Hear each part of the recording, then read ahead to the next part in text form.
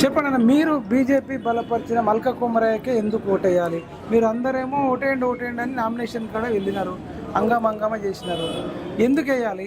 ఇప్పుడు ఉన్న అభ్యర్థులలో సేవా గుణము కానీ లేదంటే ఈ జాతీయ భావాలు దేశభక్తి నరేంద్ర మోడీ గారి బాటలో నడుచుకుంటూ ఈ తెలంగాణ రాష్ట్రంలో తన వంతు సేవా తత్పరతతో సేవా గుణంతో తనకున్న యాజమాన్యం పల్లవి కానీ ఇంజనీరింగ్ కాలేజీలు కానీ స్కూళ్ళు కానీ పేద ప్రజలకు కొంత వెసులుబాటు కల్పించడం కానీ ఉచిత విద్యను అందించడం ద్వారా కానీ దీనివల్ల తెలుస్తున్నది ఇది రాజకీయాల్లో రాకకు ముందే ఈ తెలంగాణ ఉన్న పిల్లలకి మంచి చదువును అందించాలి, పేదవాళ్ళకి అందుబాటులో ఉండాలని పనిచేస్తున్నారు కొమరయ్య గారు. అదేవిధంగా మిగతా పార్టీ అభ్యర్థులు అట్లాంటి సేవా గుణం లేదు కదా, కాంగ్రెస్ ఎక్కడ చేస్తున్నారండి? వారికి ఉన్న ఇప్పుడు సొసైటీలో కొమరయ్య గారికి ఉన్న గుడ్ విల్ అనేది వారికి ఉన్న గుడ్ విల్ అనేది సమాజం నిరూపిస్తుంది, తెలియపరుస్తుంది కూడా.